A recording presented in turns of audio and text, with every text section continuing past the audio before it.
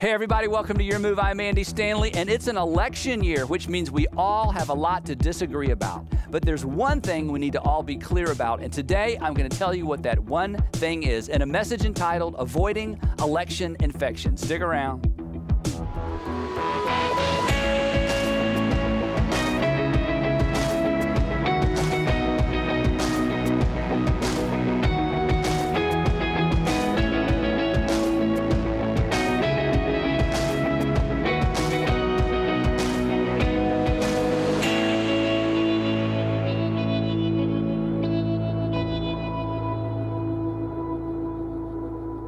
Hey, real quick, I'm going to do a little survey, and so everybody gets to play along. Even if you're watching at home, you can play along. But how many of you, if you're honest, and my hand's up on this, okay, even though this might be the minority, how many of you are actually enjoying the drama and the chaos and the tension associated with this presidential election? You kind of like it, yeah. How many of you would say, you know what, I just can't stand it. In fact, you might even use the word hate. I hate it whenever the subject of politics comes up around the dinner table or in a social gathering or with extended family. I just don't like it when that topic comes up. I just get nervous on the inside a little bit. How many just hate it? Yeah. How many of you are like me? You bring it up. Anybody else? You bring it up? Yeah. Yeah, down here in the front. Yeah, I'm with you. It's a lot of fun. Who thinks that churches and preachers in particular should stay away from all things political? Like, we shouldn't even really be talking about this. Yeah, thanks. But you came anyway, right? Anybody here, you almost didn't come, but you just made yourself come. You really were just, and some of you are at home, you should be here, but you're not here. You just couldn't stand it, and you told yourself, I'm not going to watch that. He shouldn't be talking about that. And now you're watching because you were just so curious. So we're glad. So here's what I want to do today.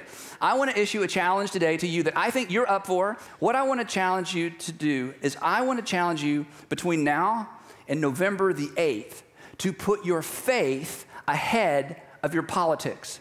To put your faith before your politics. In other words, to put your faith filter up front and your political filter somewhere down the line after that. To be a Christ follower first and a Republican second. To be a Christ follower first and to be a Democrat second. To be a Christ follower first and a libertarian or an independent second. That whatever your political views, would you subjugate or would you submit or would you place your political views below your faith values or your Christian values? Because you're going to find this hard to do and you're going to think, oh, there's no way I can do that. But let me tell you, I know you can do it, okay? And here's how I know. Because there's something that could happen in your life that would make your political persuasion completely irrelevant. I mean, I've walked with people through very, very difficult things. Every pastor has. Many of you have walked with friends through stuff. I've never been at the bedside with someone in a hospital or in their room and they say to me, Andy, would you please just read to me portions of the Constitution?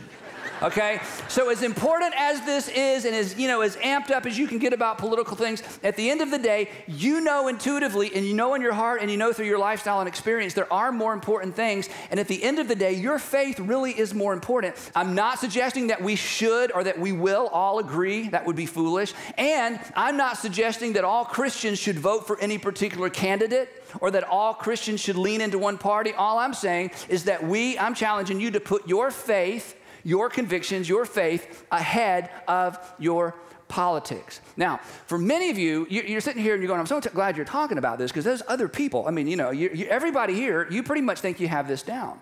In fact, all of us very few of us see any conflict between faith and politics. In fact, you would argue, Andy, the reason I'm a Republican is because I'm a Christian.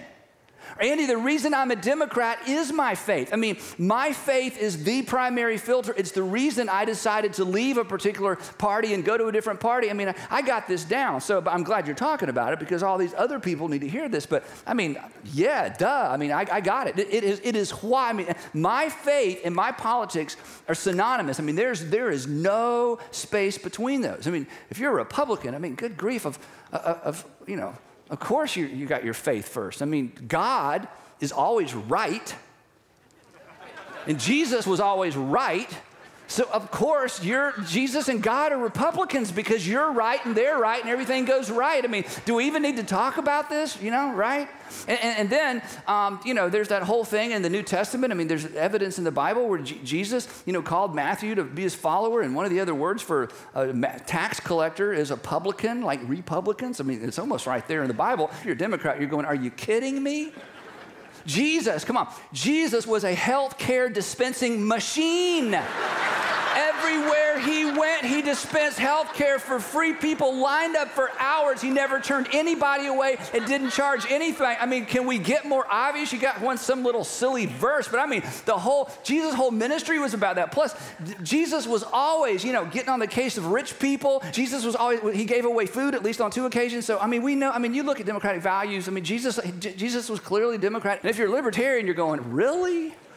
Really? I mean, the most famous verse in the New Testament is John 3:16, but the second most famous verse is the one that every political candidate quotes at some point. It's the most politically charged verse, and nobody gets it right but the libertarians. And you can finish it, fill in the blank. And you shall know the truth, and the truth will make you. There you go, as in liberated. The Apostle Paul, when he wrote his letter to the Thessalonians, 1 Thessalonians, he said this. I mean, how much clearer can we get? He said, work hard with your own hands and mind your own business. It's in the Bible. Mind your own business. We should mind our own business individually. We should mind our own business nationally. God's clearly leaning toward libertarians, right? Have I offended everyone? Have I left anybody out, So the point is this: when it comes to putting your faith before your politics, it's not enough to say, well, Bible first and politics second. That doesn't work. Because no matter where you stand politically, you can find something in the Bible that supports your stand. That no matter where you stand politically, you can find something in the Bible that supports where you stand. And this is the surprise, it's not enough to say, well, Jesus first, political party second. Because no matter where you stand, you can find something that Jesus said that supports where you stand. And the interesting thing is this, when it comes to political season, we all want Jesus on our side if we're Christians. But when you read the Gospels, Jesus did not come to be on anyone's side. He didn't come to take sides. He came to take over. And yet it's for some reason, when it comes to political season, we're all trying to reel Jesus in to support our political view. But simply trying to find something that Jesus said to support what you believe politically is not enough. And simply putting Jesus before politics isn't enough. And for us to get this right, and we have the opportunity in the next few months to get this right. This requires more than reading what the Bible says. And it requires more than even reading what Jesus said. This requires that we actually approach this topic the way that Jesus approached everything. In other words, to get this right, we actually have to do something that Jesus did. And Jesus did one thing specifically and one thing consistently that models the way for all of us. And all of us can do this. This isn't complicated. You don't even have to write it down. It's so simple, but it's so convicting, and it is so transformational. The way you keep your faith in front of your politics, the way you keep your faith filter first, is by putting people first and politics second. Because Jesus was for what was best for people.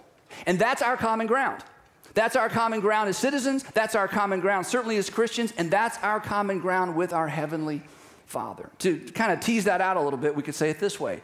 We can disagree, which we will and we should. We can disagree on what's best for people. But we cannot and we dare not disagree that what's best for people is what's best. That we can disagree about what's best for people. Name any bill, name anything before Congress, name any of the things that we're debating as a nation, and we can debate about which side or which version is best for people. But we cannot debate whether or not what's best for people is what's best. Now, when you read the Gospels, this is so clear. I mean, if there's a theme throughout the Gospels, Jesus was for what's best for people. And we know that from the most famous verse in the New Testament, John 3:16, for God so loved the world, he was for the world, that he sent his son to pay the ultimate price on behalf of not the planet, not the dirt, but the people of the world. That Jesus loved people and Jesus put people first. And the thing that drove Jesus crazy, read the Gospels, the thing that drove Jesus crazy is when religious people would use religious law to hurt actual people. And Jesus would say over and over and over, you have it backwards. God did not create people for the law.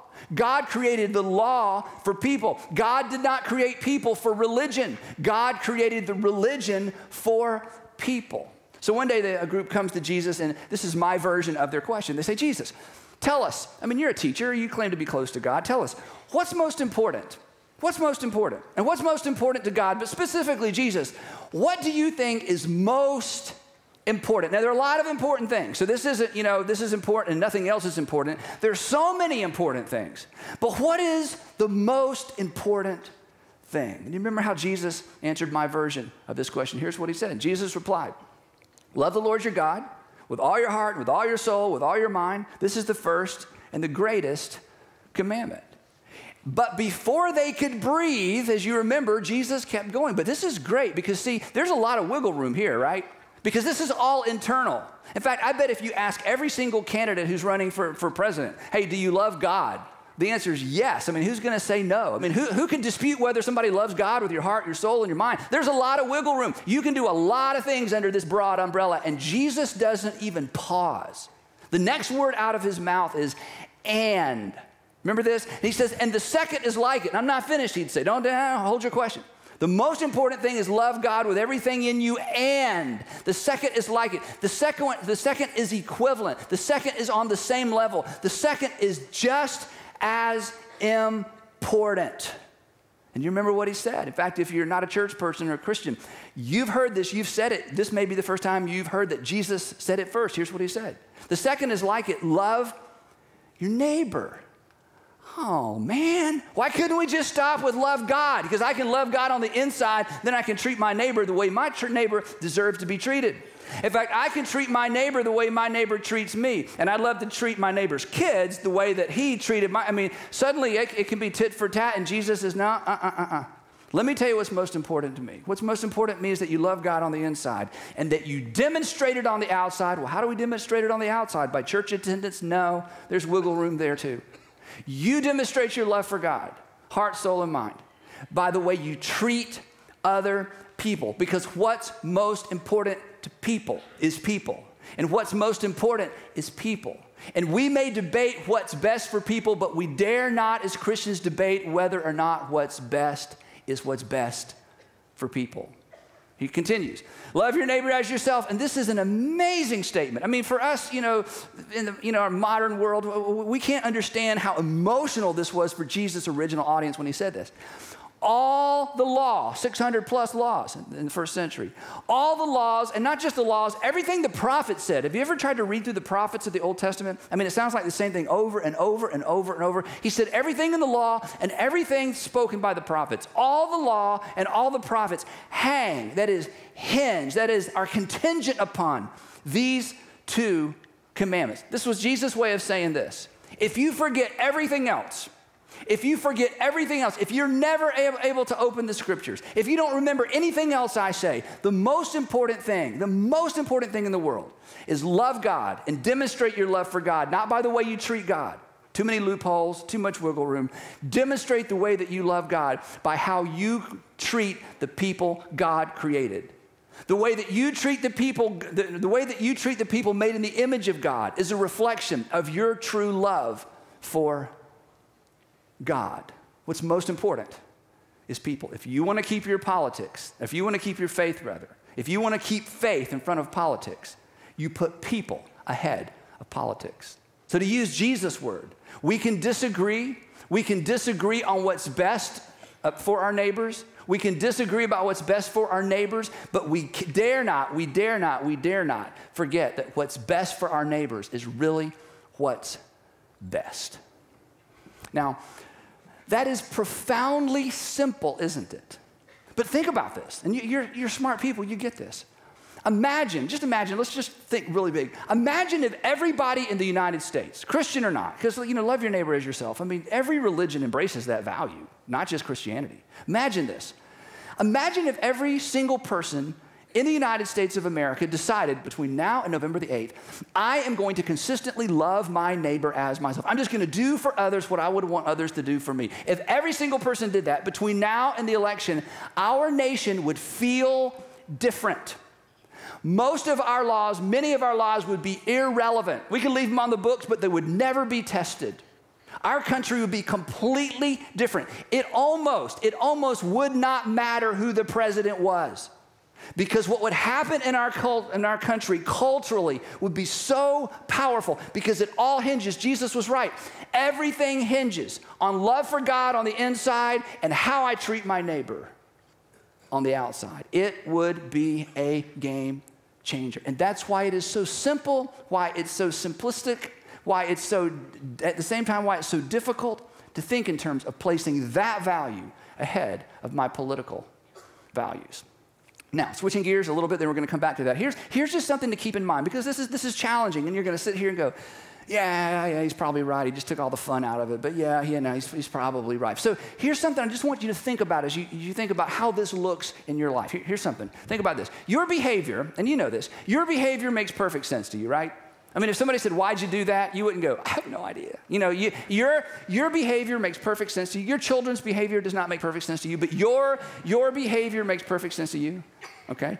Everybody's behavior makes perfect sense to him or her. Every single person you ever meet, every person you see on television, every person you hear about, every person you interact with, everybody's behavior makes sense to them, okay? Second part, your political views. Isn't this true? Your political views make sense to you.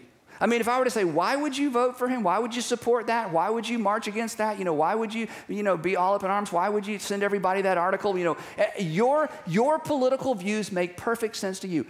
Everybody's political views make perfect sense to him or her. So here's the lesson, Christians. Look up here. When you don't know how someone could do such a thing, when you don't know how someone could believe such a thing, when you don't know how somebody could support such a person, when you don't know how somebody could support such a view or support such a bill, when you don't know how in the world could they do such a thing, support such a thing, believe such a thing, it's because there's something you don't know. So one of the best things you could do this political season, and one of the best things you could do to help keep your faith in front of your politics, is when you find yourself in one of those contentious kind of conversations, or you overhear one, or you're starting to get an attitude, or you're tempted to quit minding your own business and go over there and interject yourself, or you're beginning to lose respect for somebody. It's like, I can't, we might have to move. I just can't believe anybody would hold that view. Here's what I would encourage you to do. Be a student, not a critic. Because if you are a student, not a critic, you will learn something. And if you don't think you need to learn something, you're arrogant and you're insecure or you're God. So if there's something in you that gets so amped up, especially over political issues, especially this season of the year, if you get so amped up that you can't learn anything new, that is a you problem. That's not a political problem. This is the season to learn. And the way you learn is by deciding, I will be a student first and I will be a critic second. Now, for some of you, that's easy. For some of us, we just need to put that on every mirror and every car. That just needs to, because we just go there so quickly because we get so amped up over political things. Now, here's the deal, okay? If you're a Christian, look, Jesus followers are Christians. Jesus followers should be we should be the most confident, not arrogant, confident. If you believe your eternity is all worked out, you should be confident. If you believe God knows your name, you should be confident. If you believe that you are a son or a daughter of God, regardless of where you live or what you have, there is a confidence that comes with that. You should be the most confident, the most curious. Listen, Christians, we should be the most curious people on the planet. We should be the learners above all learners because we believe our God. Come on, you believe this. We believe our God is a God of infinite wisdom. When does infinite wisdom run out? It doesn't run out.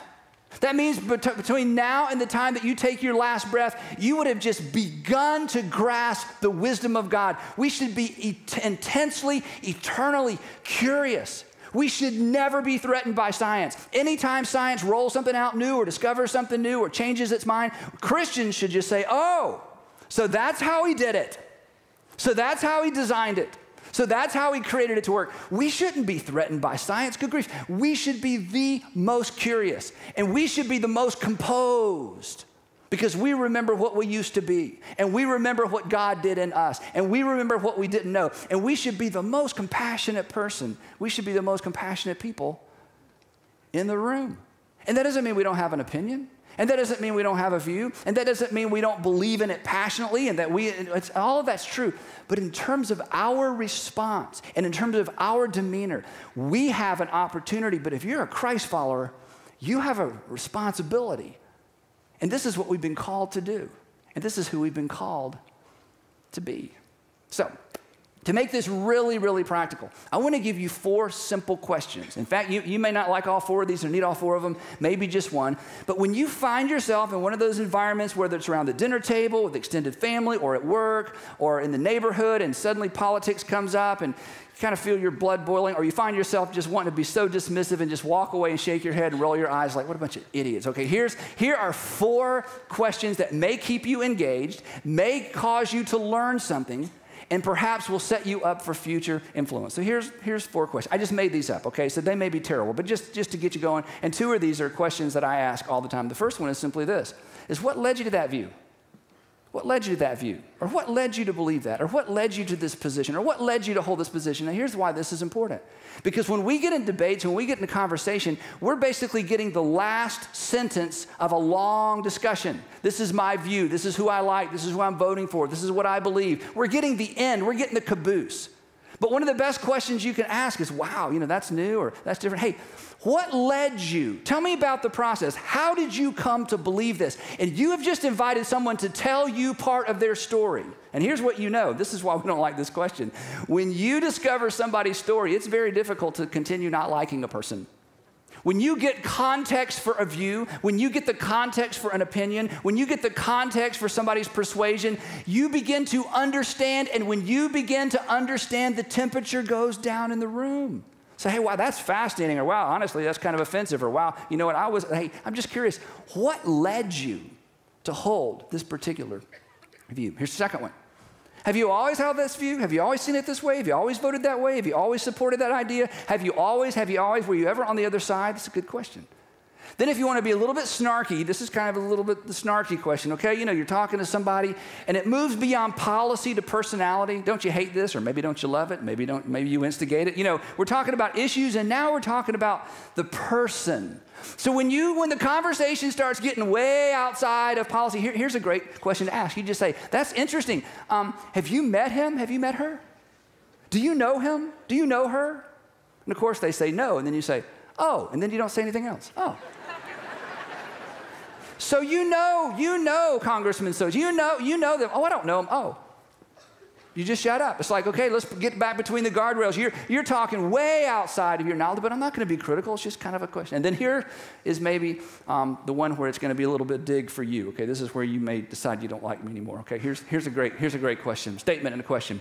I get most of my information from the media. How about you? I get most of my information from the media. How about you? Oh, you too. That means we are both marginally informed and we're both probably wrong. We are both marginally informed, and the truth is neither one of us really know what we're talking about. Now, that is not a dig on the media. I tell you, all you have to do is travel to some countries where the state controls the media or the press, and you will be so grateful for the United States of America, okay? So that's not a dig on the media. The truth is, the point is, most of us get all or 90% of our information from the same sources. All you know is what you're told, and all I know is what I'm told. So for us to create unnecessary friction relationally around marginal information and limited information is absolutely foolish. So those are 4 questions to kind of bring the temperature down, to kind of find common ground with people, because at the end of the day, what matters most is people. So, in conclusion to this fascinating talk that you're thinking that was like the worst sermon I ever heard in my life. In conclusion, here's what I want to say. Okay, here we go. Should you have an opinion? Yes, you should have an opinion, absolutely. Should you argue your point or argue your opinion? Yes, when it's appropriate, absolutely, because other people need to learn and other people need to discover what you know that possibly they don't. Should you make a point at the expense of influence? And the answer is absolutely not. Now, this is so important, okay? If you're a Christian, if you're not a Christian, I think this is important for you as well, but you don't have to do anything I say, but look up here. Jesus said that if you're a Jesus follower, you are the light of the world, that you are the salt of the earth, That we have been called to influence people in arenas where we think eternity is at stake. We have been called to influence people to help put families back together. We've been called to influence people so that they can see the world as the world is, and to bring healing and restitution, and to bring, sons and daughters back together, and husbands and wives. We have been called to do something extraordinarily, extraordinarily important. And the only way we do that, don't miss this, the only way we do that is through influence. So listen to me. Never, never, never give up influence unnecessarily. Never, never give up influence unnecessarily. Don't give it up with your kids. Don't give it up with your spouse. Don't give it up with extended family, the people at work, the people in the neighborhood. Never, ever give up influence unnecessarily. And you should never, ever, ever give up influence over a political issue. And let me tell you why. Because in the United States of America that I love, and I love what I'm about to say, in the United States, your opinion doesn't even count. It's better than that. Your vote counts. So why would you give up influence over something that doesn't even matter when you get to go and vote your conscience or vote your view that makes a difference? Why would you give up influence unnecessarily? Never, ever give up influence unnecessarily, and please don't give it up over something that doesn't really matter. In your opinion, doesn't matter. The good news is your vote does. This is huge because how tragic. Some of you have a story around this. How tragic to burn a bridge. How tragic to burn a bridge of influence over something that after the election, all the temperature goes down and it kind of goes away. And then suddenly that guy at work, that lady at work, your neighbor, an extended family member, they have a need, they have a question, and they can't ask you, and they can't invite you in because you've lost influence over something in the heat of the moment that seemed like a really, really, really big deal at the moment. But years later, you can't even really remember what the issue is. Please, please, please listen. Never give up influence unnecessarily, because we as Christians have been called to influence everyone and to influence our world. And lastly, jeopardize a relationship? Never. You never jeopardize a relationship, especially over politics. And here's why. Because while we can disagree on what's best for people, we can't disagree that what's best for people is what's best. As always, thank you so much for staying up late or getting up early. If you go to the website at the bottom of your screen, you can download our free Your Move app where you can see all of our Your Move content for free forever, including today's episode. As always, thanks for joining us. We will see you right back here next week on Your Move. Also, our website is a great place to watch, download, and share the special message you saw today entitled, Avoiding Election Infection. Be sure to tune in next week to watch Your Move with Andy Stanley.